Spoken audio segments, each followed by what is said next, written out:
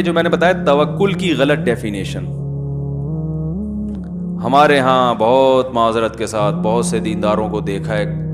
Illogical کام زیادہ کرتے ہیں، ایسا کام کریں گے جس کی کوئی سینس نہیں ہو، بولیں گے اصل تو نتیجہ کس کے ہاتھ میں ہے بھائی؟ اللہ کے ہاتھ۔ الٹے کام کرے گا ہے، ڈاکٹر نے بتایا ہے کہ آپ کا کولیسٹرول لیول اس اسٹیج تک پہنچ چکا ہے، اگر آپ نے پرہیز نہیں کیا تو آپ کسی بھی وقت ایک دھماکے کے ساتھ پھٹ سکتے ہیں۔ صبح پھر انڈے کھا رہا ہوگا، پراٹھے کھا رہا ہوگا، دیسی گھی پی رہا ہوگا، بھائی موت زندگی تو کس کے ہاتھ میں ہے؟ یہ بے دین لوگ یہ باتیں نہیں کرتے، وہ تو یہی کریں گے ابے بھائی تمیز سے چلو ڈاکٹر، ان کا تو اللہ پر ایمان ہی نہیں ہے نا، ٹھیک ہے نا۔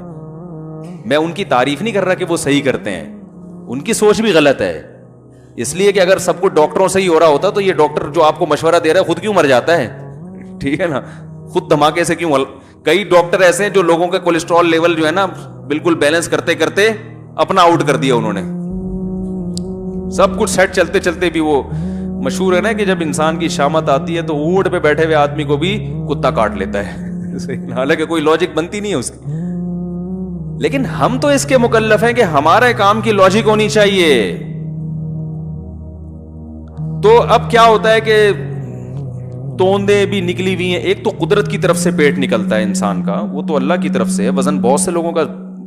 بڑا ہوا ہوتا ہے، صحابہ میں بھی بہت سے ایسے تھے جو ان کا ویٹ زیادہ تھا، پیٹ بھی تھا بعض صحابہ کا، وہ قدرت کی طرف سے ہوتا ہے۔ لیکن اپنی حماقتوں سے پھر بیماریاں آ رہی ہیں، شوگر آ رہی ہے، بلڈ پریشر ہو رہا ہے، کوئی پرہیز نہیں، کوئی کھانے پر کنٹرول ہی نہیں ہے۔ اللہ کی نعمت ہے اور شکر ادا کرو، اللہ آخر میں شروع میں بسم اللہ پڑھو، آخر میں الحمدللہ العظیم نہ پڑھو تو کوئی نقصان نہیں ہو۔ جو صبح یہ دعا پڑھ لے بسم اللہ الذی لا یضر مع اسمہ شیء فی الارض ولا فی السماء وهو السمیع العلیم، حدیث میں آتا ہے شام تک اسے کوئی نقصان نہیں ہوگا، یقیناً نہیں ہوگا۔ لیکن جو اس کا یہ مطلب تھوڑی ہے کہ اب آپ پر جو احتیاطیں واجب تھی وہ بھی آپ کو پتا ہے اس گلی میں پاگل کتا گھوم رہا ہے،